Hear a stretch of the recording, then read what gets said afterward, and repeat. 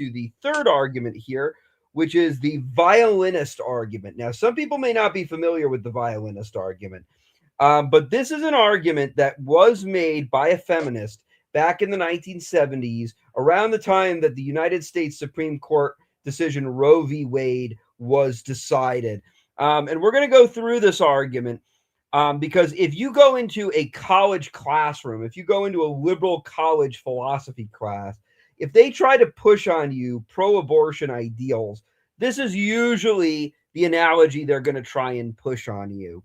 And so we're going to go through it, and we're going to say why this argument for abortion does not work. So for those who don't know, Judith Thompson, who is a feminist author, wrote this what was called the violinist analogy. And what it is she says, imagine you wake up attached to a violinist. Your body is attached to him. Your organs are attached to the violinist.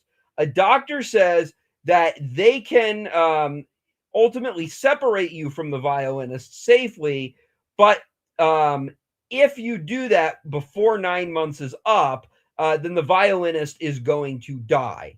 So essentially, Thompson tries to say, well, there you go. There's your reason for why you should be pro-abortion, because, you know, in my beautiful, wonderful analogy about a violinist, which totally has no holes in it at all and is totally completely brilliant and is lacking in no logical loopholes at all, you don't separate yourself from the organs of you can still separate yourself from the organs of the violinist. You don't have to walk around with the violinist attached to you. So you better have that same logic when it comes to a pregnant mother. Okay, here's why this doesn't work.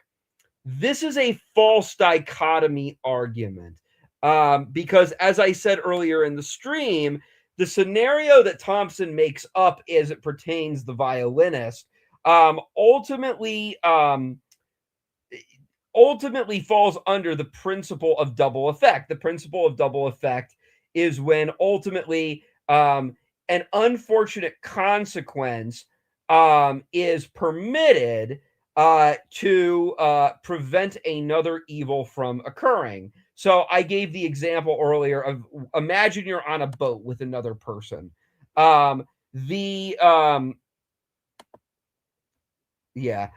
was on Terry's channel talking about that the other night. But imagine you are on a boat with someone who is considered, or with another person, and the boat starts to sink. There's one life raft.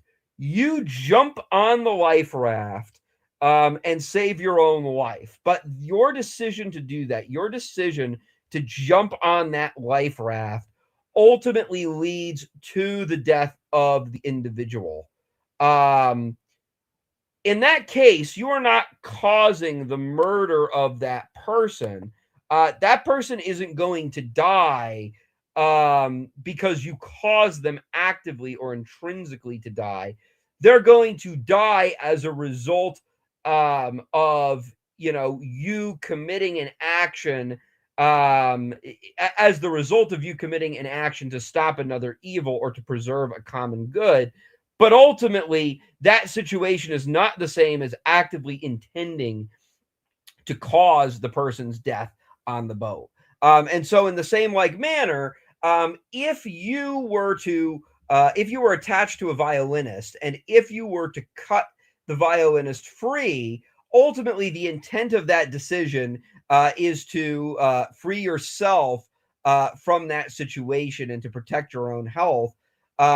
However, your decision, while it may lead to the death of the violinist, is not actively causing the death of the violinist. It's not intended towards the ultimate end of ending the violinist's life.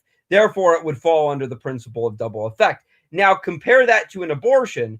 In an abortion, the woman is actively intending to terminate the life of the child in her womb. This is a completely different situation, and this is something that ultimately is a complete false dichotomy in Thompson's reasoning. But that was something I did want to address because I know that is a popular argument. If you like what you see here, make sure to like, comment, and ring that notification bell.